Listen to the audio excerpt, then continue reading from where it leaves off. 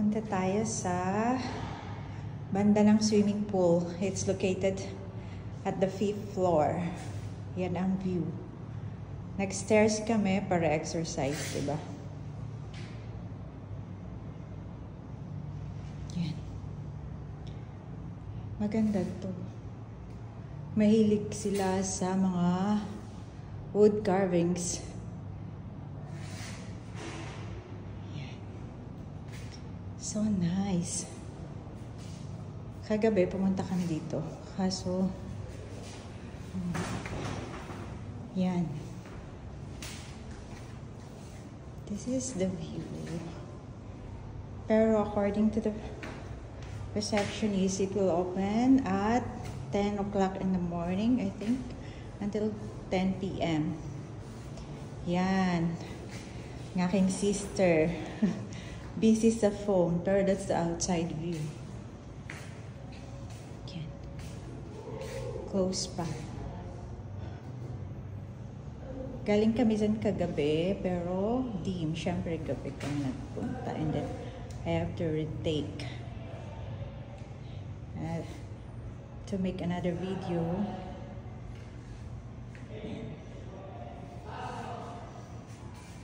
This is daytime. Yan yung swimming pool.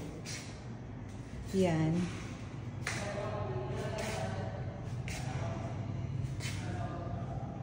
Close muna ngayon.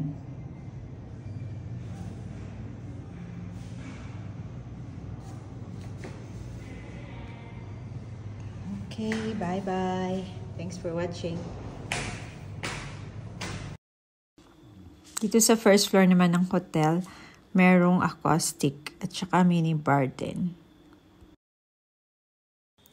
Going back naman sa swimming pool, located on the 5th floor, ganito ang view paggabi. Merong mini bar, may music, kaso walang acoustic, unlike sa baba. And then, pwedeng uminom dito and then mag-swimming. Yan. Tapos, meron kang ma-view na other part ng Boracay kasi located nga sa 5th ito. Maganda rin ang lightings. At saka, hindi masyadong matao kasi yung mga tao busy naglalakad sa beachfront. Kasi meron din ganitong activity sa beachfront eh. May mga live band. Pwede kang umupo sa tabi. So, walang masyadong nagsuswimming pool. Although it's a beautiful pool.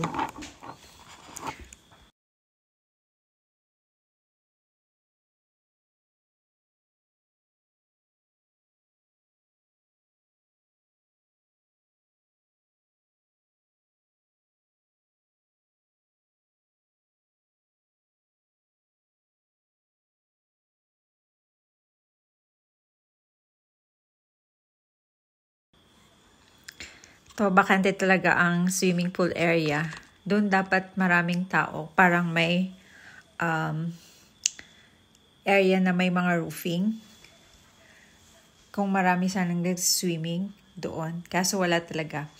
Parang dalawa lang kami talaga ng kapatid ko dito sa taas. Tapos yung tao sa bar. Kaya yan, bakante.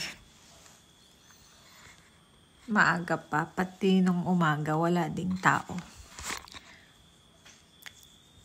Kaya video-video na lang. Parang solo namin to.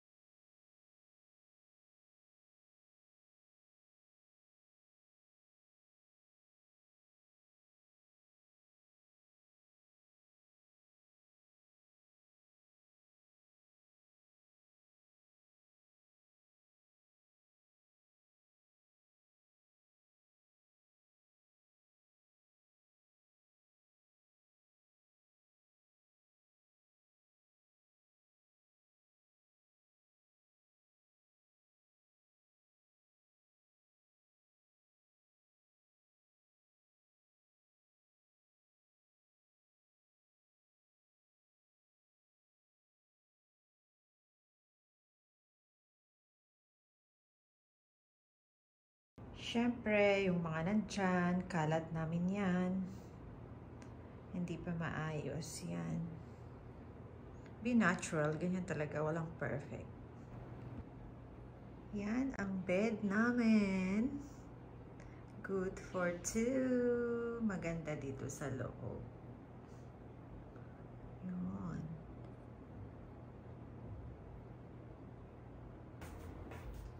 Ito. Sa loob ng hotel, may tea, may coffee. Yan. May television, pero busy kami, hindi kami manunood.